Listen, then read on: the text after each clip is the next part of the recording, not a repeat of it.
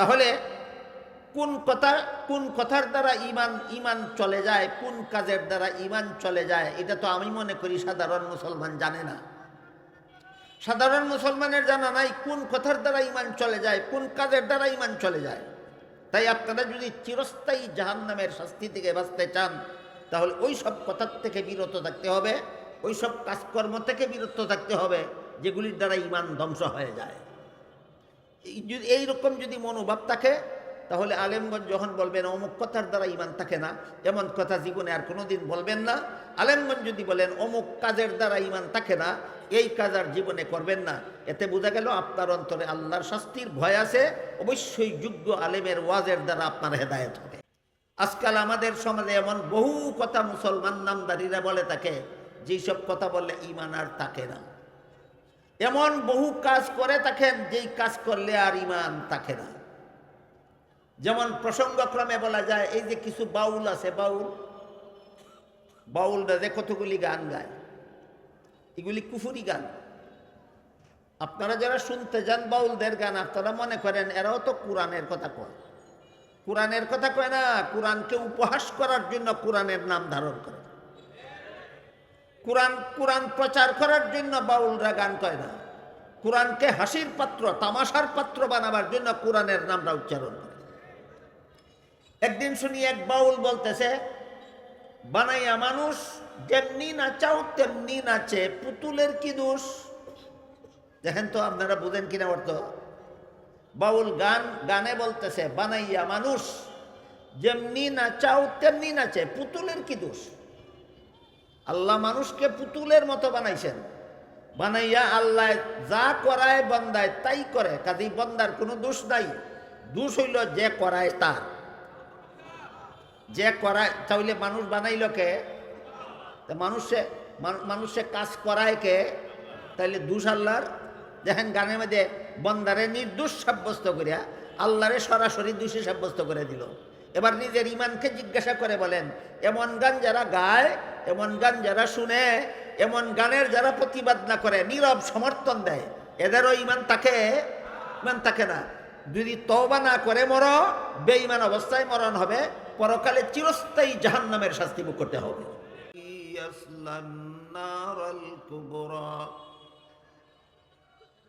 ثم لا يموت فيها ولا يحيا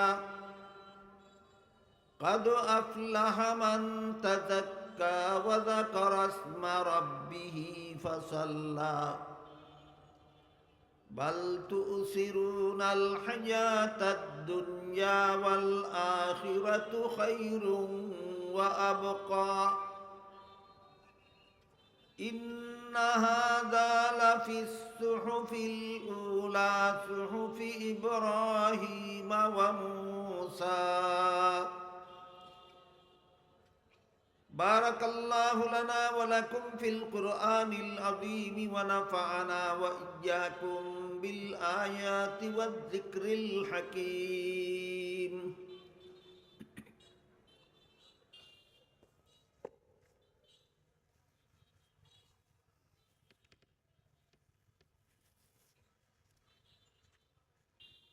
হযরত উলামায়ে কেরাম, মুহতারাম হাজিরিন, দূর দূরান্ত থেকে আগত সর্বস্তরের মুসলমান ভাইয়েরা আমার, আশপাশে বাড়িঘরে পর্দার আড়ালে বসা আমার মা ও বোনেরা, পবিত্র কোরআনের যে আয়াতগুলি আমি আপনাদের সামনে তিলাওয়াত করেছি, একটি বিশেষ ঘটনাকে কেন্দ্র করে আল্লাহ আয়াতগুলি নাজিল করেছিলেন। আর কোনো ঘটনাকে কেন্দ্র করে কোনো আয়াত নাজিল হলে সেই ঘটনাকেই আয়াতের শানে নুজুল বলা হয়। কাজেই আলোচ্য আয়াতগুলির একটা শানে নুজুল আছে, একটা প্রেক্ষাপটের গঠন আছে। এদিক দেখি রাস্তা নাকি যানবাহন চলে, এই হরনের জ্বালায় তো কথা শান্তিতে শুনতেও পারবে না, আমি শান্তিতে বলতেও পারবো না। এই বাসিগুলি কি গাড়ির বাসি? কিসের বাসি? কিসের বাসি?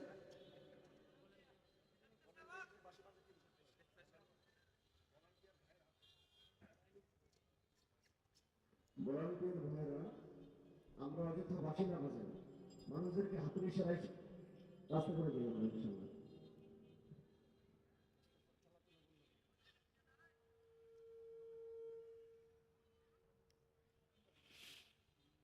মুহতারাম হাজিরিন, যে ঘটনা উপলক্ষে আল্লাহ আয়াতগুলি নাজিল করেছিলেন, ঘটনার সার সংক্ষেপ হল, রাসূল করিম সাল্লাল্লাহু আলাইহি ওয়াসাল্লামের জমানায় এক মুমিনের বাড়ি এবং এক মুনাফিকের বাড়ি ছিল পাশাপাশি বাড়ি। একই সীমানার এক পাশে মুমিনের বাড়ি আর এক পাশে মুনাফিকের বাড়ি। মুনাফিকের বাড়ির ভিতরে ছিল একটা খেজুর গাছ। খেজুর গাছের অগ্রভাগ বাঁকা হয়ে মুমিনের বাড়ির উপরে এইভাবে ঝুঁকে আছিল, যে কারণে তার গাছের একটা দুটি খেজুর যখন পাকত এবং গাছ থেকে ঝরে পড়ত, মুমিনের বাড়ির ভিতরে পড়ত। এই সুযোগে মুমিনের বাচ্চারা তার গাছের ঝরা খেজুরগুলি কুড়াইয়া খাইয়া ফেলত। তাই ওই মুনাফিক রাসূল করিম সাল্লাল্লাহু আলাইহি ওয়াসাল্লামের খেদমতে তার পাশের বাড়ির মুমিনের বিরুদ্ধে বিচার দায়ের করেছিল। বলেছিল যে আমার বাড়ির ভিতরের খেজুর গাছ অগ্রভাগ তার বাড়ির উপরে ঝুঁকে থাকার কারণে আমার গাছের একটা দুইটা খেজুর যখন পাকে এবং ঝরে পড়ে তার বাড়ির ভিতরে, এই সুযোগে তার বাচ্চারা আমার গাছের জরা খেজুরগুলি কুড়াইয়া খাইয়া ফেলে। আমি আপনার কাছে বিচার চাই। এই বিচার প্রসঙ্গে দুইটা কথা মনে না রাখলে রাসূল কি বিচার করলেন সেটা বুঝতে ভুল হতে পারে। এই জন্য বিচার প্রসঙ্গে দুটি কথা আমাদের আগের থেকে মনে থাকা দরকার। বিচার দুই রকমের হয়, একটা হইল আইনের বিচার আর একটা হলো আপুসের বিচার। আইনের বিচারে যে প্রাপক তার প্রাপ্য 16 আনাই পরিশোধ করতে হবে। যার কাছে প্রাপ্য সে পরিশোধ করতে বাধ্য, এবং আইনের বিচার করলে বিচারক এই রায় দিতে বাধ্য, ব্যতিক্রম করার অধিকার বিচারকেরও নাই। কিন্তু তখন দেখা যায় এক পক্ষ খুশি হয় আর এক পক্ষ বেজার হয়। বাদী পক্ষ 16 আনা খুশি হয়, বিবাদী পক্ষ 16 আনা দুঃখিত হয়। তাই বিচারক যদি মনে করেন উভয় পক্ষ খুশি থাকার মতো কোনো রায় হতে পারে, তাহলে বিচারকের দায়িত্ব হইল তাদের সামনে প্রস্তাব পেশ করতে হবে। উভয় পক্ষ সম্মত হলেই শুধু রায় দিতে পারবেন, নাইলে রায় দিবার অধিকার নেই। এই হইল বিচারের ধারা দুই রকম, একটা আইনের বিচার, একটা আপুসের বিচার। আপুসের বিচারে উভয় পক্ষ খুশি থাকে, আইনের বিচারে এক পক্ষ খুশি হয় আর এক পক্ষ দুঃখিত হয়। আইনের বিচারে রায় দিলে বিচারকে কোনো পক্ষের মতামত নেওয়ার দায়িত্ব থাকে না, কিন্তু আপুসের বিচারের রায় দিতে হইলে উভয় পক্ষের মতামত নিতে হয়। এই কথাটা জানা থাকলে এবার রাসূল কি বিচার করলেন সেটা বুঝতে সুবিধা হবে। রাসূলের কাছে ওই লোকটা বিচার দিল তার পাশের বাড়ির লোকটার বিরুদ্ধে, যে তার গাছের ঝরা খেজুরগুলি তার বাচ্চারা কুড়াইয়া খাইয়া ফেলে। বুঝে থাকলে বলুন তো, আইনের বিচার হলে কি রায় হতে পারে? যতটা খেজুর খেয়েছে ততটা খেজুর ফেরত দিতে হবে, আর না হয় এর মূল্য পরিশোধ করতে হবে। এই রায় দিলে যার বিরুদ্ধে বিচার দায়ের করা হইল ওই লোকটা খুশি হওয়ার কথা নয়। তাই রাসূল করিম সাল্লাল্লাহু আলাইহি ওয়াসাল্লাম এমন একটা প্রস্তাব করলেন যেটা মেনে নিলে উভয় পক্ষ খুশি হওয়ার কথা। রাসূল এই লোকটাকে বললেন, দেখো তুমি বলতেছো তুমি একজন মুসলমান, মুনাফিকরা কিন্তু নিজেদেরকে মুসলমানই বলে দাবি করে। তুমি বলতেছো তুমি একজন মুসলমান, তোমার পাশের বাড়ির লোকটাও আর একজন মুসলমান, আর তোমার গাছের একটা দুইটা জোড়া খেজুর, গাছের সব খেজুর একসাথে পাকে না। আপনারা কি জানেন? একটা দুইটা খেজুর পাকলেই খেজুর কেটে নেওয়ার সময় হয়েছে, কৃষকে বুঝতে পারে কেটে নিয়ে যায়, কাজে অনেক খেজুর জড়ার সুযোগ হয় না, একটা দুইটা খেজুরই পাকলে ঝরে পড়ে। তো তোমার গাছের একটা দুইটা জড়া খেজুর তোমার মুসলমান ভাইয়ের বাচ্চায় খাইছে। একটা দুইটা খেজুর খাইলেও পেটের খিদা যায় না, একটা দুইটা খেজুর বাজারে বেচতে নিলে বিক্রিও হয় না, এত অল্প মূল্যে। তাই তুমি যদি তোমার এই দুই একটা খেজুরের দাবিটা ছেড়ে দাও, তাহলে আল্লাহ তোমাকে জান্নাতের ফল খাওয়াইয়া তুষ্ট করবে। তো যে বিচার দিল তার উপকার হলো, সে জান্নাতের ফল খাওয়ার সুসংবাদ স্বয়ং রসুলের মুখ থেকে পাইল, এর চেয়ে বড় খুশি হওয়ার কি আছে? আর যার বিরুদ্ধে বিচার দায়ের করলো, সেও জরিমানা দিতে হইল না, সেও খুশি হবে। উভয় পক্ষ খুশি হওয়ার মতো একটা প্রস্তাব রসুল করলেন। কিন্তু সে তো আসলে মুসলমান ছিল না, সে তো ছিল মুনাফিক। তাই রাসূলের প্রস্তাবের জবাবে সে বলল যে জান্নাতের ফল যতই মূল্যবান হোক না কেন, সেটা হলো পরকালের জন্য বাকি, আর আমার গাছের জরা খেজুর যতই অল্প মূল্যের হোক না কেন, সেটা হলো দুনিয়ার নগদ। আমি পরকালের বাকির আশায় দুনিয়ার নগদ ছাড়তে রাজি নই। কোরআনের এই একটা পরিভাষা আছে, নগদ বলতে দুনিয়া বোঝায় এবং বাকি বলতে আখেরাত বোঝায়। এই মুনাফিক বলল, আমি বাকির আশায় নগদ ছাড়তে রাজি নই। তখন আল্লাহ পাক রব্বুল আলামিন আয়াতগুলি নাজিল করে বলেন, ফাযাক্কির ইন নাফাআতিজ যিকরা। আপুসের বিচারের প্রস্তাবের সাথে সাথে আপনি এই মুনাফিকটাকে একটা মহামূল্যবান নসিহত করেছিলেন, ওয়াজ করেছিলেন, কিন্তু সে আপনার ওয়াজ নসিহত গ্রহণ করেনি। এরপরও আল্লাহ বলেন, তাই বলে আপনি ওয়াজ করা বন্ধ করে দিবেন না, নসিহত করা বন্ধ করে দিবেন না। কারণ নসিহত করলে, যারা নসিহত করেন তাদের মধ্যে যদি নসিহত করার যোগ্যতা থাকে, ওয়াজ যারা করেন তাদের মধ্যে যদি ওয়াজ করার যোগ্যতা থাকে, তাহলে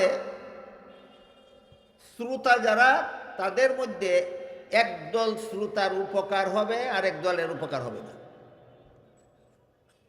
এখানে বিষয়টা একটু জটিল। শ্রোতাদের মধ্যে কোন দলের উপকার হবে ওয়াজ নসিহতের দ্বারা, কোন দলের উপকার হবে না, এই বিষয়টাও সমাজে আলোচনা হয় না এবং অনেকেই জানে না। যারা ওয়াজ করবেন তাদের মধ্যে কি যোগ্যতা থাকলে একদল শ্রোতার উপকার হবে, এই যোগ্যতার আলোচনাও সাধারণত হয় না, এই জন্য অনেকেই জানেন না। বরং অনেক ক্ষেত্রে দেখা যায় যারা ওয়াজ মাহফিলের আয়োজন করেন, তারা নিজেরাই এমন সব ওয়াইজকে দাওয়াত করে আনেন যাদের মধ্যে ওয়াজের যোগ্যতা নেই। ওয়াজের যোগ্যতা যার মধ্যে নাই, ধরেন আমার মধ্যে ওয়াজের যোগ্যতা নেই, আমাকে মুক্ত এসব ওয়াজের জন্য দাওয়াতকে নিয়ে আসেন, আমার ওয়াজে তো আপনাদের কোনো উপকার হবে না। এই জন্য ওয়াজের আয়োজন যারা করেন, যারা ওয়াজ কর্নেওয়ালাদেরকে দাওয়াত করেন, অন্তত তাদের জানা থাকতে হবে যে কোরআন হাদিসের দৃষ্টিতে ওয়াজ করার যোগ্যতা কার আছে কার নাই, এটা তাদের থাকতে হবে। ওই বিবেচনায় ওয়াজ দাওয়াত করতে হবে। এরপরে আপনারা যারা ওয়াজ শুনেন, আপনাদের কাদের যোগ্যতা সম্পন্ন ওয়াইজের ওয়াজ শুনলে কারা উপকৃত হবেন, কারা উপকৃত হবেন না, আপনাদেরও একটা যোগ্যতার ব্যাপার আছে, এটা আপনাদের জানা দরকার। ভালো ওয়াইজের ওয়াজ শুনলে পরে কারা উপকৃত হবে আর কারা ভালো ওয়াইজের ওয়াজ শুনলেও উপকৃত হতে পারবে না, এটা শ্রোতাদের জানা দরকার। আর কার কার মধ্যে ওয়াজের যোগ্যতা আছে আর কার মধ্যে ওয়াজের যোগ্যতা নাই, এটা আয়োজনকারীদের জানা দরকার। বলেন তো, সব একই বিষয় সবার দরকার না, এক একটা এক এক পক্ষের দরকার। শ্রোতাদের জন্য দরকার কোন গুণ থাকলে ওয়াজের দ্বারা আপনি উপকৃত হতে পারবেন, আর আপনার মধ্যে কোন গুণটা না থাকলে ওয়াজ সারা রাত ওয়াজ শুনলেও আপনার কোনো উপকার হবে না, ওইটা আপনাদের জানা দরকার।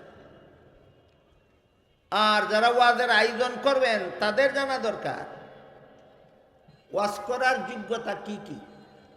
আমি যাকে দাওয়াত দিচ্ছি তার মধ্যে ওয়াজ করার যোগ্যতা আছে কিনা। যদি যোগ্যতা থাকে তাহলে একদল মানুষের উপকার হবে, আর যোগ্যতা যদি থাকে না কোনো মানুষের উপকার হবে না। বলেন তো এই বিষয়টা কার জানা দরকার? আয়োজনকারীদের। যোগ্যতা আছে কি নাই, আমি যাদেরকে ওয়াজের জন্য দাওয়াত করতেছি তাদের মধ্যে ওয়াজের যোগ্যতা আছে কি নাই, এটা যাচাই করা শ্রোতাদের দরকার না আয়োজনকারীদের দরকার? হ্যাঁ, আয়োজনকারীদের দরকার। আর আপনারা কোনটা আগে শুনতে যান বলেন, আপনাদেরটা আগে বলবো না আয়োজনকারীদেরটা আগে বলবো? আয়োজনকারীদেরটা আগে বলি, তাহলে শুনেন, পরে কিন্তু আপনাদেরটা বলবো।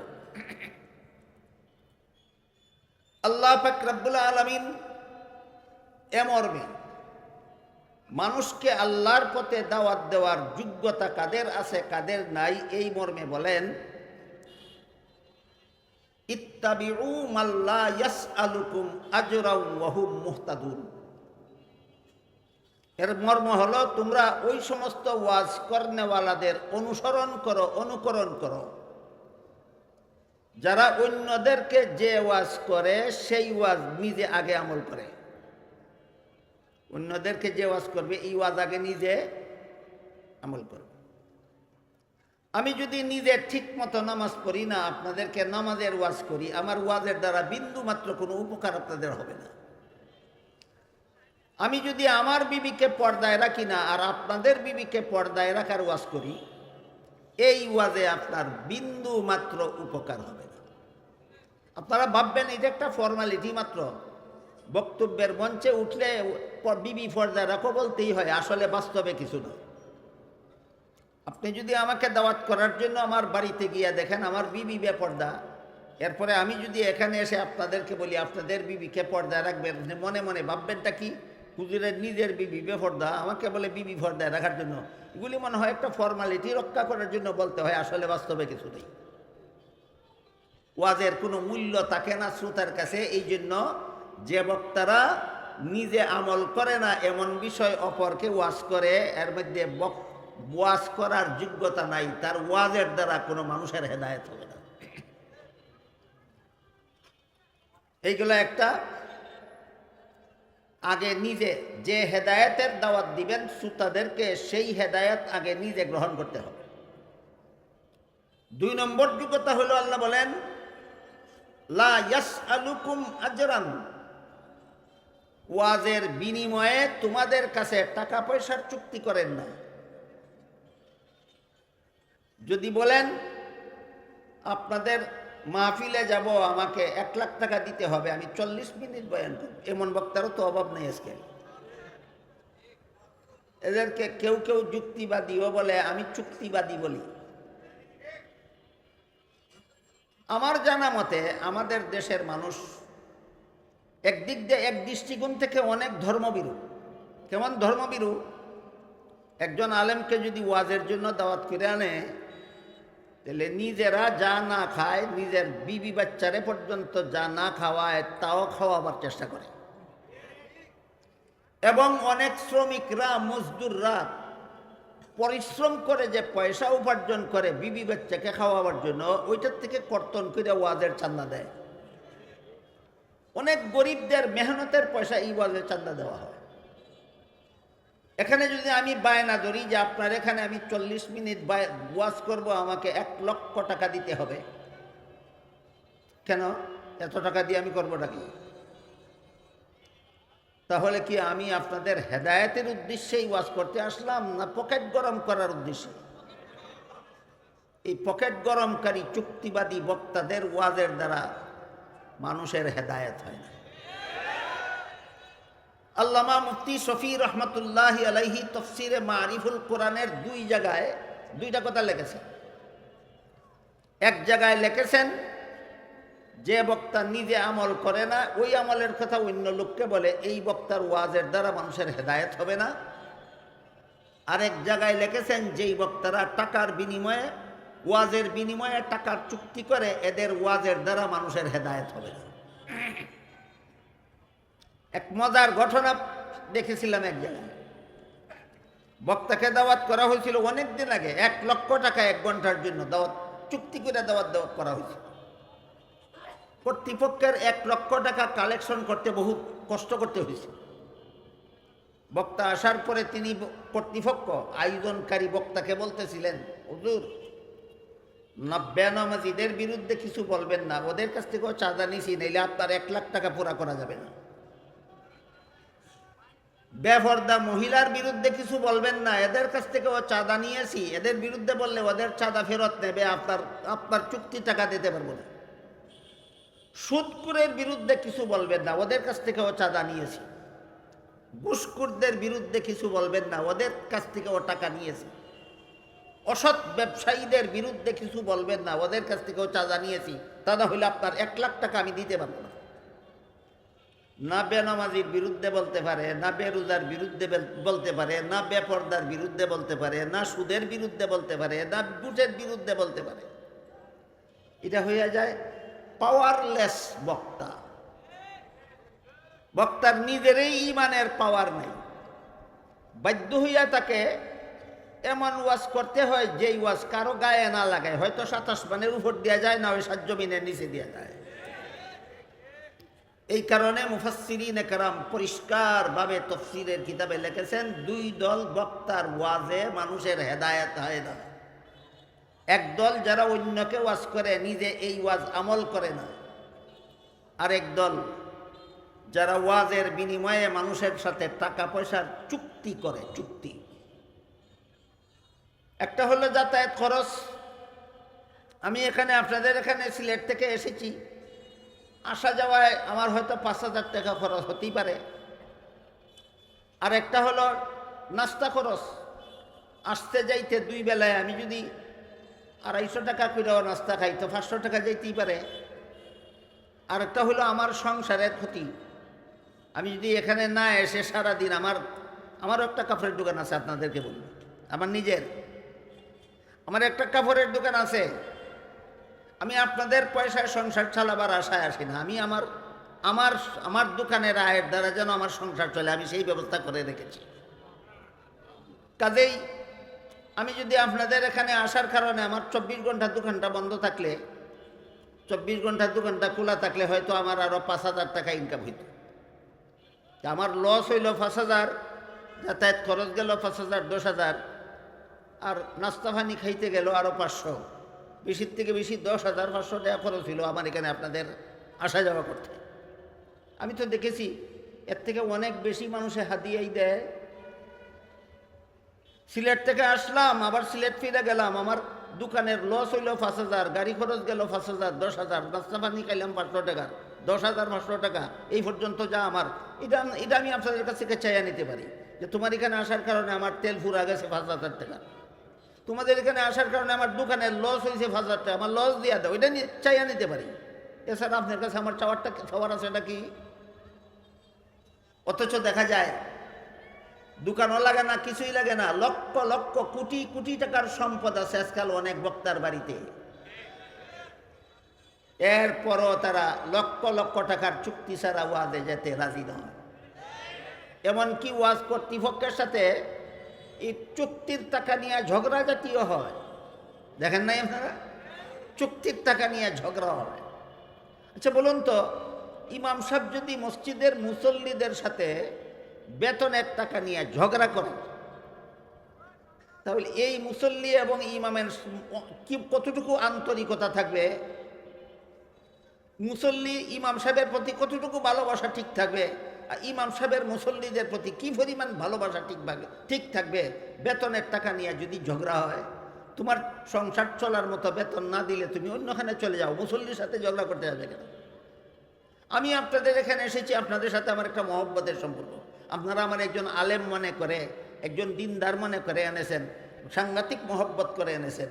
এবং আমারও আপনাদের প্রতি এতটুকু মহব্বত আছে যে আমি এদের দুনিয়ার টাকা পয়সা লুণ্ঠনের চিন্তা না করে এদেরকে কিছু হেদায়েতের কথা শুনাই, যেন এরা পরকালে উপকৃত হতে পারে।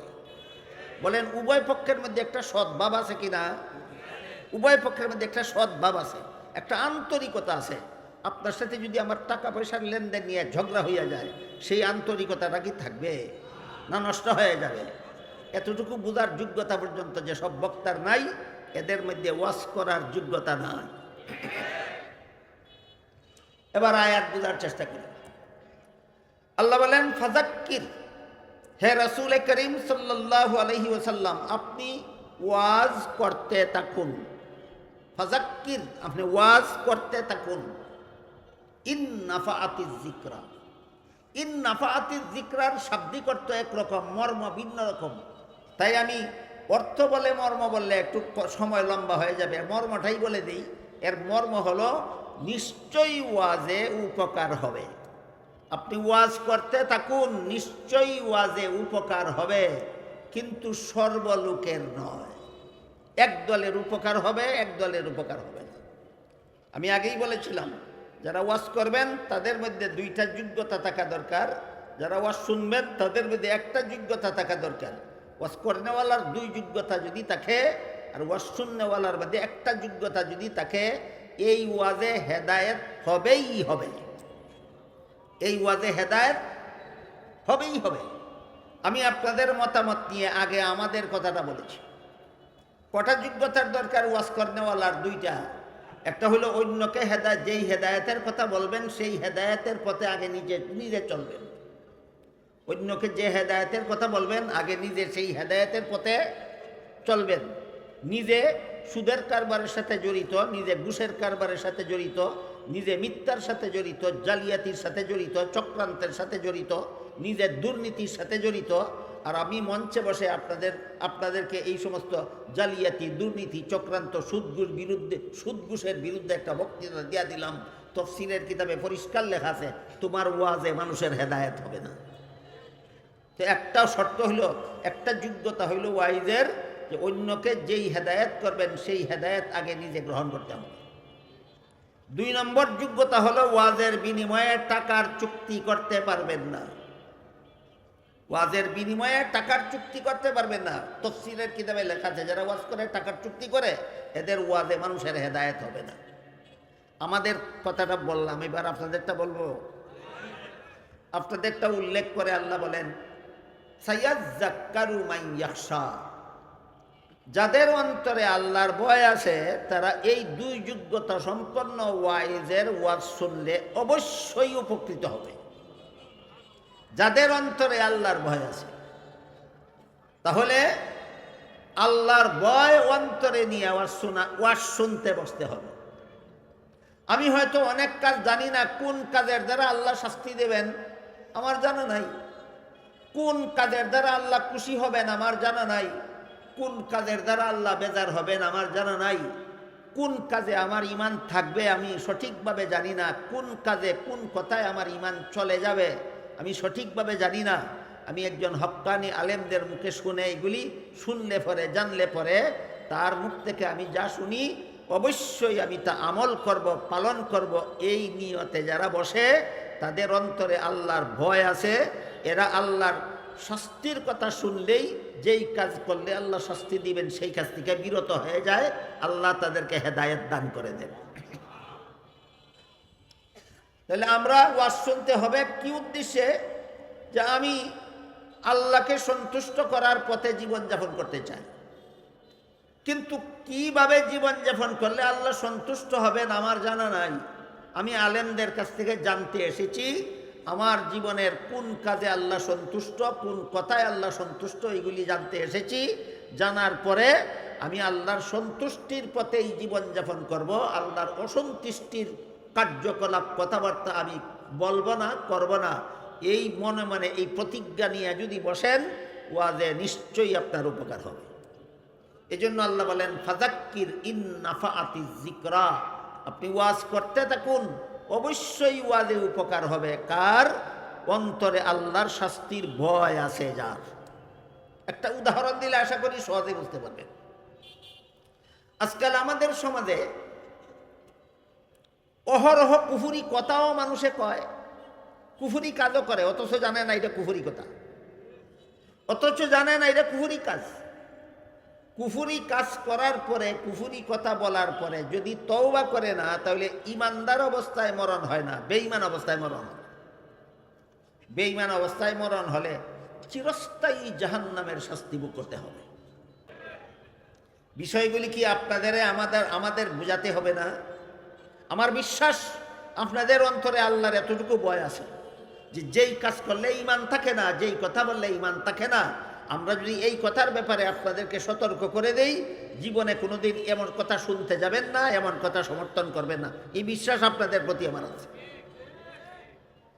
আর এক বাউলে একদিন গান গায়, বলে আল্লাহর দন রসুলকে দিয়া আল্লাহ গেল গায়েব হইয়া, রাসুলের দন খাজায় পাইয়া শুইল গিয়া আজমিরে, কেউ ফিরে না খালি হাতে খাজা বাবার দরবারে। কি পরিমাণ কুফুরি আছে গানটার মধ্যে, আমি বলে ঘন্টার পর ঘন্টা বলে শেষ করতে পারবো না। এই গানের প্রথম অংশের কুফুরিটা আর শেষ অংশের কুফুরিটা শুধু আপনাদেরকে দেখায়। আপনারা তো শুনলে মনে করেন, যেহেতু আপনারা আলেমদের পক্ষ থেকে এই ব্যাপারে কিছু শুনেননি, এইখানে আপনারা তো শুনলে মনে করবেন ভালোই, গানটা তো ভালোই গাইছে, আল্লাহর জন রসুল্লে দিছে, ভালোই তো করছে। আল্লাহর জন রসুল্লে দিয়ে আল্লাহকে লগাই বইয়া, আল্লাহ তো গাই বই, আমরা তো আল্লাহরে বিছাইতে ভাইই না। রসুলের দেন খাজায় ভাইয়া শুইছে গিয়ে আজমিরে, খাজায় কিছু না ভাইলে কি আর খাজায় এত বড় অলি হয়েছে, আজমিরে তো খাজা শুইছেই। আপনারা তো এইরকমই মনে করবেন, কিন্তু আলেমদের দায়িত্ব আপনাদেরকে বুঝাইয়া দেওয়া যে এই খাজার নামে আর আল্লাহর নামে রাসুলের নামে গাওয়া এই গানটার মধ্যে কি পরিমাণ কুফুরি আছে। প্রথম নম্বর কুফুরি হলো, বলে আল্লাহর দন রসুলকে দিয়া, আল্লাহর দন রসুলকে দিয়া দিছে আল্লাহ, এর একটা কুফুরি কথা। আল্লাহ পবিত্র কুরআনের সূরায়ে মুনাফিকুনের 7 নম্বর আয়াতে বলেন, ওয়ালিল্লাহি খাজাইনুস সামাওয়াতি ওয়াল আরদ, আসমান জমিনের দন আল্লাহর মালিকানায় রয়েছে। আসমান জমিনের ধনের, আসমান জমিনের ধনভাণ্ডার আল্লাহর মালিকানায় রয়েছে। কার মালিকানায় রয়েছে? গানে কি কইছিল? রসুলকে দিয়া দিছে। আল্লাহ বলেন ধনভাণ্ডার আমার মালিকানায় রইছে। বাউল বন্ডয় কয় রসুলরে দিয়া দিছে। বলেন কোরআনের পক্ষে কইল না বিরুদ্ধে কইল? সাথে সাথে কাফের হয়ে গেছে। যে কইল সে কাফের, যে শুনল সে কাফের, যে শোনার পরে প্রতিবাদ করল না সেও কাফের। এরপরে মজার ব্যাপার হইল, আয়াতের শেষের অংশে আল্লাহ বলেন, সূরা মুনাফিকুনের 7 নম্বর আয়াতের শেষের অংশে আল্লাহ বলেন, ওয়ালাকিন্নাল মুনাফিকিনা লা ইয়ালামুন, আসমান জমিনের ধনভাণ্ডারের মালিকানা যে রাসূলরে দিছে না, আল্লাহর মালিকানায় যে রইছে, এই কথাটা মুমিনরা মানে, মুনাফিকরা মানে না। এখন কি হইল? যে মানে না সে মুনাফিক, যে মানে সে মুমিন। তো ঈমান আসে কিভাবে আর যায় কিভাবে, আমি কি আপনাদেরকে একটু বুঝাতে পারলাম? আল্লাহর ধনভাণ্ডার আল্লাহর মালিকানায় রইছে বিশ্বাস করলে আপনার ঈমান আছে, রাসূলকে দিয়া দিছে বিশ্বাস করলে ঈমান গেছে।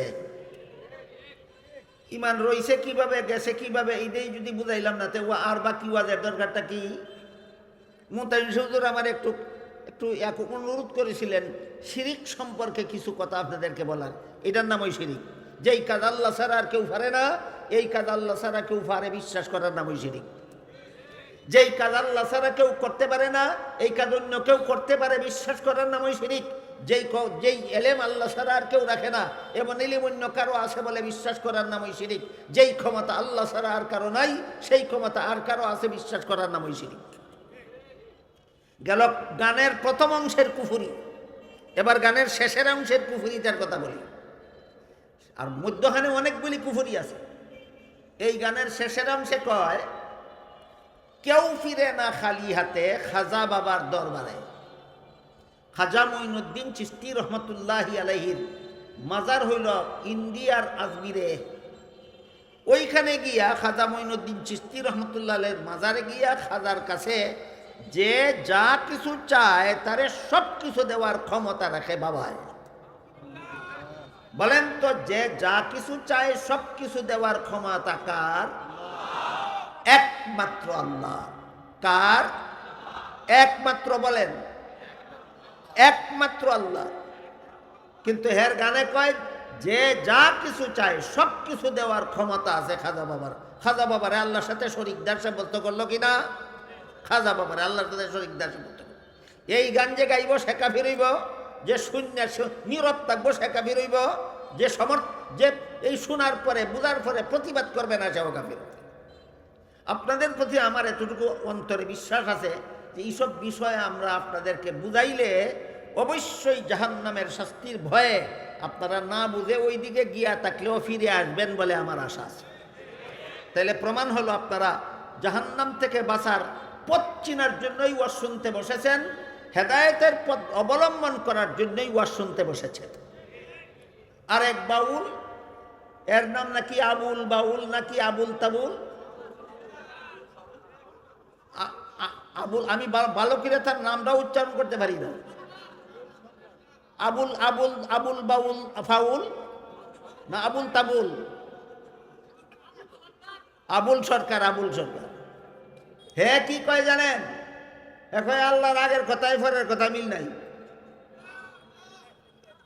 আল্লাহ তোর মতো গাঞ্জাখুর, তোরা যেমন বন্ড মাজার ফুজারি ভণ্ডরা গাঞ্জা খাস, তোরার মতো কি আল্লাহরে গাঞ্জাখুর মানে বড় আগের কথা পরের কথা মনে থাকে না? গাঞ্জাখুরদের একটা কিচ্ছা কই শোনেন। 3 গাঞ্জাখুরে এক পুকুর পারে গাঞ্জা খাইতো বেশি, বইয়া কলকির মধ্যে গাঞ্জা লাগায় আর গান গায়। কয় খুদাই দিলেন এমন জিনিস গাঁজা, 1 সিলিমে যেমন তেমন, 2 সিলিমে মজা, 3 সিলিমে উজির নাজির, 4 সিলিমে রাজা। গান গাইতেছে আর গাঞ্জার কলকিত লাগাইতেছে, লাগাই একটা একটা করে টানতে টানতে টানতে টানতে 3টার মাথার যখন ধরছে, কতটা গাঞ্জা করবেছি? 3টা। যখন 3টারে বালা করে ধরছে গাঞ্জায়, তখন একটাই বাকি 2টারে জিজ্ঞেস করে, কয় তুই কইতে পারবে এই পুকুরে আগুন, এই পুকুরের পানির মধ্যে আগুন লাগলে মাছ কই যাইব? 2 নম্বরটায় কয় পুকুরের পানিতে আগুন লাগলে এই যে পুকুর ফারে বট গাছটা, এই বট গাছ ওইটা দেবো গা। 3 নম্বরটায় কয় ব্যাককলের ব্যাককল, এটা গরু নাকি রে গাছ উঠত? এটা গরু নাকি গাছ উঠত? এইরকম তোর মতো এইরকম গাঞ্জা খুরফাইছে সাল্লারে। আগে কি ছিল আর পরে কি ছিল মনে নাই? এক হাদিসে রাসূল করিম সাল্লাল্লাহু আলাইহি ওয়াসাল্লাম বলেন, আল মেরাউ বিল কুরআনে কুফরুন। হাদিসটা বোঝার আগে একটা কথা আমাদের মনে রাখতে হবে, কোরআনের শুরু থেকে শেষ পর্যন্ত যা কিছু আছে সবগুলি কার কার কথা? একমাত্র আল্লাহর কথা। আল্লাহর কথা ছাড়া কোরআনে আর কারো কোনো কথা নাই। একমাত্র আল্লাহর কথা ছাড়া কোরআনে আর কারো কোনো কথা নাই। এই জন্য 30 পারা কোরআনকেই আল্লাহর কালাম বলা হয়। কালাম শব্দের অর্থই কথা। কার কথা? আল্লাহর কথা। এই কথাটা বুঝলে এখন রাসূলের হাদিসটা বুঝলেন। হাদিস শরীফে রাসূল করিম সাল্লাল্লাহু আলাইহি ওয়াসাল্লাম বলেন, আল মেরাউ বিল কুরআনে কুফরুন। কোরআনের কোনো কথাকে আরেক অন্য কথার বিরুদ্ধে দাঁড় করাইলে আল্লাহকে স্ববিরোধী সাব্যস্ত করা হয়। এই জন্য যে আল্লাহর একটা কথাকে আর একটা কথার বিপরীত সাব্যস্ত করতে চায় সে কাফের। আল্লাহর এক কথাকে আর এক কথার বিপরীত সাব্যস্ত করলে কাফের হবে কেন? কারণ সে আল্লাহরে তার মতো গাঞ্জাখুর মনে করে। একজন মানুষ অনেক দিন আগে যেই কথা বলেছিল তার মনে না থাকার কারণে অনেক দিন পরে এর বিপরীত কথা বলতেও পারে। এটাকে কয় স্ববিরোধী উক্তি। বাংলা এটারে কি কয়? স্ববিরোধী উক্তি। একটা মানুষ তার নিজের কথার বিরুদ্ধে আরেক কথা বলতে পারে। অনেক দিন আগে কোন কথা বলেছিল মনে না থাকার কারণে অনেক দিন পরে এর বিপরীত কথা বলতেও পারে। বলুন, স্মরণ থাকার কারণে না ভুলে যাওয়ার কারণে? এবার বলেন, আল্লাহ কতদিনের পুরাতন কথা ভুলে যায়? আল্লাহ লক্ষ বৎসর কোটি বৎসরের আগের কথা আল্লাহ কোনোদিন ভুলে না। কাজে আল্লাহর কথার মধ্যে কোনো স্ববিরোধিতা নাই। আল্লাহ নিজেই কোরআনে বলেছেন, লাউ কানা মিন ইনদি গায়রিল্লাহি লাওয়াজাদু ফীহি ইখতিলাফান কাসীরা। কোরআন যদি আল্লাহর না হইতো, কোনো মানুষের রচিত হইতো, তাহলে এর মধ্যে স্ববিরোধী উক্তি পাওয়া যাইত। কোরআনের আগাগোড়া সব কিছু যেহেতু আল্লাহর কথা, এই জন্য কোরআনে কোনো স্ববিরোধী উক্তি নাই। কাজেই যেই ব্যক্তি, আল্লাহ রসুল বলেন, যেই ব্যক্তি আল্লাহর এক কথাকে আর এক কথার বিরুদ্ধে দাঁড় করায়, সে কাফের হইয়া যায়। তাহলে আবুল বাউল ফাউলে কি করলো? কয় আল্লাহর আগের কথায় পরের কথায় ঠিক নাই। বলেন কাফের হওয়ার আর কত বাকি? না ডাইরেক্ট কাফের?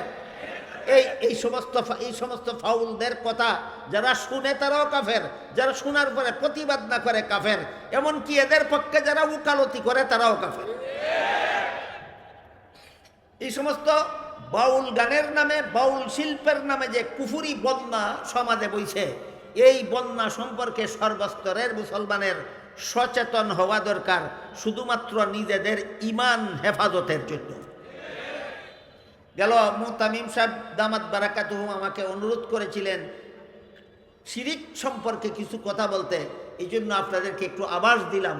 আশা করি যদি আমার এই আভাসটা বুঝে থাকেন, তাহলে যে কথার দ্বারা ঈমান থাকে না, যে কাজের দ্বারা ঈমান থাকে না, আর ঈমান না থাকলে যে চিরকালের জন্য জাহান্নামের শাস্তি ভোগ করতে হবে, এই ভয় যদি আপনাদের অন্তরে থাকে, তবেই শিরিকের ওয়াজের দ্বারা আপনাদের উপকার হবে। মুতামিম সাহেব একটা অনুরোধ করেছিলেন বেদাত সম্পর্কে কিছু কথা বলার। ঈমান শিরিক মুক্ত হওয়া হইল গ্রহণযোগ্য হওয়ার, ঈমান গ্রহণযোগ্য হওয়ার জন্য শর্ত হইল শিরিক মুক্ত হতে হবে। ঈমান আল্লাহর কাছে তখনই গ্রহণযোগ্য হয় যখন ঈমানটা শিরিক মুক্ত হয়, আর আমল আল্লাহর কাছে গ্রহণযোগ্য হয় আমল যদি বেদাত মুক্ত হয়। কিন্তু আমলের বেদাত বুঝাবো কিভাবে? বেদাত কোন আমলের নাম? আল্লাহ রসুল হাদিস শরীফে পরিষ্কারভাবে বলেছেন। আমি একটু সহজ করে আপনাদের বুঝাবার চেষ্টা করব, দেখি বুঝাতে পারি কিনা।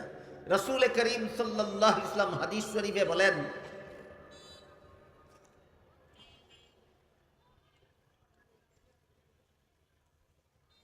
ইয়াকুম ওয়া মুহদাসাতিল উমুর ফাইন্না কুল্লা মুহদাসাতিন বিদআতুন ওয়া কুল্লা বিদআতিন দালালা ওয়া কুল্লা দালালাতিন ফিন্নার আও কামা ক্বালা আলাইহিস সালাতু ওয়াস সালাম। এর মর্ম হলো, হে আমার উম্মত মুসলমানেরা, যে কাজের শরীয়তে কোনো দলিল নাই, যে কাজের পক্ষে শরীয়তে কোনো দলিল নাই, অথচ ধর্মের নামে করা হয়, যে কাজ ধর্মের নামে করা হয় অথচ এটা ধর্মের কাজ নয়, ধর্মের নামে অধর্ম কাজ করার নাম বেদাত। ধর্মের নামে অধর্ম কাজ করার নাম বেদাত। ধর্মের নামে করে, কিন্তু এটা ধর্মের কাজ হিসাবে কোরআন হাদিসের দ্বারা প্রমাণিত নয়, সাব্যস্ত নয়। কথাটা আরেকটু খুলাসা না করলে হয়তো সকলে বুঝবেন না। যেমন ধরুন, প্রত্যেক নামাজের শেষে সালাম ফিরাবার আগে দুরূদ শরীফ পড়া, এটা দলিল দ্বারা প্রমাণিত, হাদিসে আছে। আল্লাহ রসুল শিক্ষা দিয়েছেন। রসুল শিক্ষা দিয়েছেন, আল্লাহুম্মা সাল্লি আলা মুহাম্মাদিন ওয়া আলা আলি মুহাম্মাদ কামা সাল্লাইতা আলা ইব্রাহিমা ওয়া আলা আলি ইব্রাহিমা ইন্নাকা হামিদুম মাজিদ। আল্লাহুম্মা বারিক আলা মুহাম্মাদিন ওয়া আলা আলি মুহাম্মাদ কামা বারাকতা আলা ইব্রাহিমা ওয়া আলা আলি ইব্রাহিম ইন্নাকা হামিদুম মাজিদ। নামাজের শেষে এই দুইটা দুরূদ শরীফ পড়তে রাসূল শিক্ষা দিয়েছেন। সুতরাং নামাজের শেষে এই দুইটা দুরূদ শরীফ পড়ার দলিল আছে কিনা? দলিল আছে। শুরুতে না শেষে? এই দুরূদ শরীফ পড়া, নামাজে দুরূদ শরীফ পড়া শিক্ষা দিয়েছেন নবী, নামাজের শুরুতে না শেষে? একজন লোক ওয়াজে শুনলো, একজন হুজুরে ওয়াজ করেছেন। আল্লাহ রসুল বলেন, যে ব্যক্তি আমার প্রতি একবার দুরূদ শরীফ পড়ে আল্লাহ তার প্রতি 10 বার রহমত নাজিল করেন। যে ব্যক্তি আমার প্রতি 10 বার দুরূদ শরীফ পড়ে আল্লাহ তার প্রতি 100 বার রহমত নাজিল করেন। যে ব্যক্তি আমার প্রতি 100 বার দুরূদ শরীফ পড়ে আল্লাহ তার প্রতি 1000 বার রহমত নাজিল করেন। হাদিস সত্য।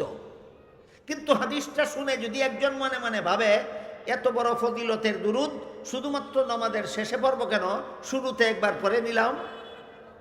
এবার বলুন, যদি নামাজের শুরুতেই দুরূদ শরীফ পড়ে নামাজ সূরা কেরাত শুরু করে, তার দুরূদ শরীফ পড়া সুন্নত হবে না বেদাত হবে? সবের কাজটা বেদাত হইল কেন? এটা দলিল সম্মত নয়। শরীয়তের দলিল, তোমার দলিল যে দুরুদ তুমি পড়েছ, যে তোমার মন গড়া দুরুদ, যে শরীয়তের দলিল সম্মত দুরুদ নয়। সুতরাং ধর্মের নামে যে কাজ দলিল সম্মত নয়, এমন এমন কাজ ধর্মের নামে করার নাম ওই বেদাত।